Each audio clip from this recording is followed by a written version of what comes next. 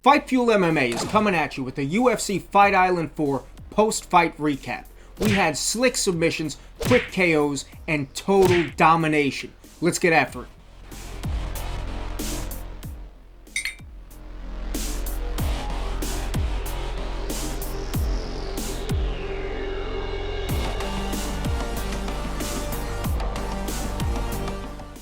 UFC Fight Island 4 went down Saturday, October 3rd on, you guessed it, Fight Island.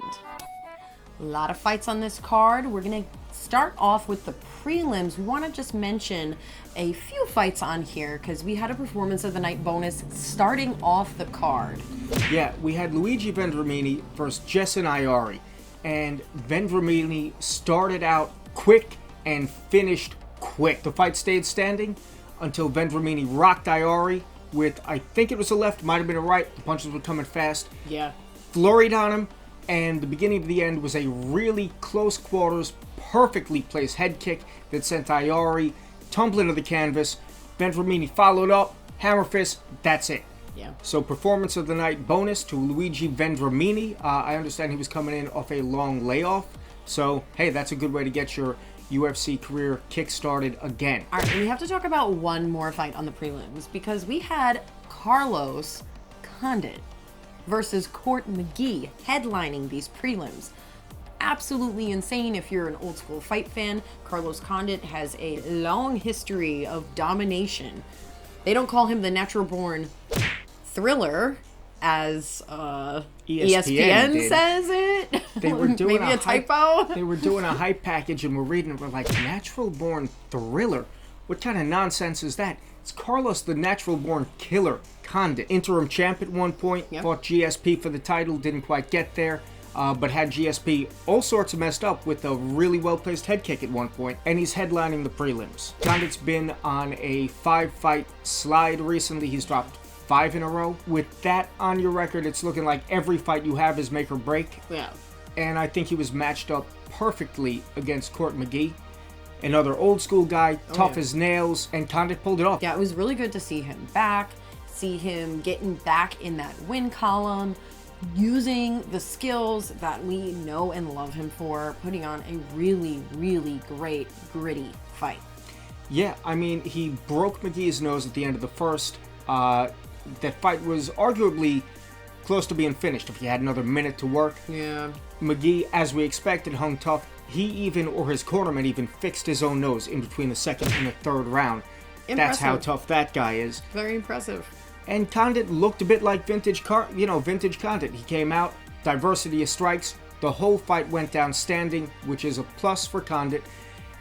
And now he's back in the win column. People are calling for a fight against Matt Brown. People are calling for a fight against Cowboy Cerrone. Whoa. His name is in people's mouths again, and for a good reason. Yeah, welcome back, Carlos Condit. We cannot wait to see who you fight next. All right, now moving on to the main card. Starting off this part of the card with a performance of the night bonus. Spectacular KO by none other than Kyler Phillips. He was fighting Cameron Else at bantamweight, and this was Phillips' first fight in the UFC, and it was a short notice fight, and he came out with really dynamic striking and dynamic grappling. The scrambles in this fight were insane. Phillips puts jiu-jitsu positions on the same way he puts strikes out there. Quick and powerful. Looking at the way he was grappling, and then I saw in his victory he pulled off one of those like b-boy style flips, so I'm like, oh, okay, he definitely has like some sort of breakdancing background. You can kind of tell in the way he fights on the ground, so that's pretty cool to see. Yeah, a bunch of people out of the 10th Planet organization, or I should say I know at least 2 The b-boys. Martinez brothers. Yeah, Richie and Gio Martinez, both b-boys, and both used that body awareness to build themselves incredible jiu-jitsu games. Maybe Phillips has that same thing going, but he looked really good in his UFC debut. Yeah, being a little cocky out there after the win, but whatever. Exciting finish. He deserves the bonus, so good on you. We'll see you next time. Now, the next fight on the card, we got another performance of the night bonus by Dusko Todorovic. That took me a few times to say. Take 17. Versus Daequan Townsend. Now, Todorovic stopped Townsend, who is an extremely tough iron chin type guy. Yeah. He stopped him in the second round. That was insane. Yeah, on the feet, Todorovic seemed like he had the more powerful strikes. Now, Townsend has good striking, but Todorovic's strikes seemed like they had a little more weight behind him. In the second round, Todorovic lands a beautiful double leg takedown. He orients Townsend's head away from the cage. From there, it's to the ground, pass to mount, and rain ground and pound down until the stoppage. And I gotta say, Townsend protested the stoppage a little. He said he was fine. That guy could eat a shot because Todorovic's strikes look like they come with some force. Yeah, he is tough. And the fact that Todorovic was able to get the ref to jump in to stop it, because I feel like in the first round, Todorovic hit him with some sick, hard-hitting combinations, and Townsend just walked right through it. Shook him off. Yeah, I was like, how is this going to end? But he got the finish, so. Yep. Now, if 2 performance of the night bonuses wasn't enough for this card, we had another performance of the night bonus by the Iron Lady, Jermaine Duronda, pulling off a tight choke on Juliana Pena. Now, who saw that one coming? I was there the night she fought Holm for the featherweight title, threw 3 unpenalized late shots into Holm's head, won the fight, points should have been taken, and then she gets the title. They're like, yo, you're gonna fight Cyborg next. She's like, oh, Cyborg's on steroids, I'm not fighting her, bye. Who did you think you were gonna fight? They built the featherweight division for Cyborg, so I'm not a fan of Jermaine Duronda. Yeah, it was a weird position that she was in, and the fact that she put herself in that position to be in the featherweight division, which she didn't want to be in, to be in a title fight that she obviously didn't want to be in, to cheat, basically. Blatantly, I'll say. I'll go out right and say it. Blatantly cheat in that fight, wins the title, then automatically doesn't want the title. So what was the point of that? It just like totally tarnished to me, it tarnished the featherweight division altogether for the women. For me, it just made me not a fan of Duronda, but now it seems like nobody remembers that. Because everybody's celebrating her victory over the Venezuelan vixen, Juliana Pena, and it was a good submission. Not only did she hit us with that guillotine to finish it, she had another choke on Pena. I believe it was a Von Flue choke at some point. The Von Prue choke. Yeah, Von Prue choke at this point, we should call it. Duronda out-grapple Pena, because Pena is such a slick grappler. That's what she prides herself in. That's how she gets her wins. So the fact that she got beaten at her own game, it just showed that she either underestimated her opponent or she just made some careless mistakes. Yeah, I think it's what you said. I think she overestimated the skill difference on the ground between her and Duronda and stuck her neck out there. And when you stick your neck out, it gets snatched up. It's like Wu-Tang said, best protect your neck. In the co-main event, we have Jorgen the Mad Titan Castro versus Carlos, whose nickname I can't remember, Felipe. Now, I had not seen Felipe's first fight in the UFC. I've seen DeCastro's fights in the UFC, and the odds were heavily in favor of Jorgen De Castro, if I remember correctly. So I'm like, okay, maybe De Castro wins this fight. Turns out, Felipe, that guy can hit hard. He's tough, and he won this fight based on superior cardio. Fairly even on the feet. De Castro's hitting a bunch of leg kicks. Felipe's coming out, kind of tie stands, throwing hard shots. The second round, Felipe is picking it up. De Castro's starting to fade. And by the third, De Castro had nothing in the tank. Felipe pushed the pace, and he got the decision victory based on his superior conditioning, which is ironic, because I saw a lot of comments on the interwebs like, oh, these guys look in shape. He looks like a fucking walrus. Or, look at these jiggly motherfuckers. Say it to his face and No watch shit. your face come off of Your face. your face. No, but seriously. Why do you even say that? What's the point? There's no reason for that. But more than that, go 3 5-minute rounds. Finish those 3 5-minute rounds up and see how you feel. It's exhausting. And Felipe was still pushing the pace at the end. That guy is in good shape.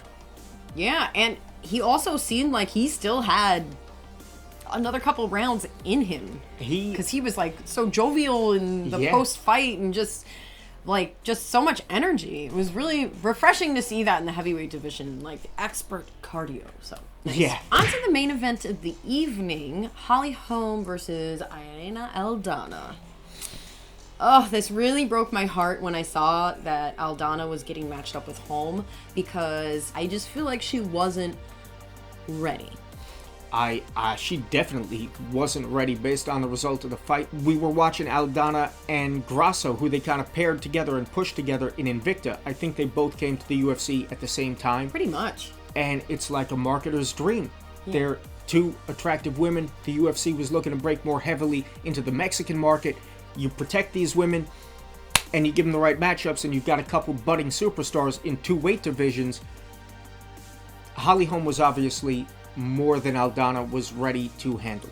Yeah, and it's so unfortunate because Aldana is such an exciting fighter normally to watch, because she gets knockouts. She hits so hard. That left hand of hers is pretty ridiculous. But then again, so is Holm's. So it became battle of who can get that left in line with the opponent's head. Yeah, one of the main features of this fight was it was a fight between Orthodox and Southpaw strikers.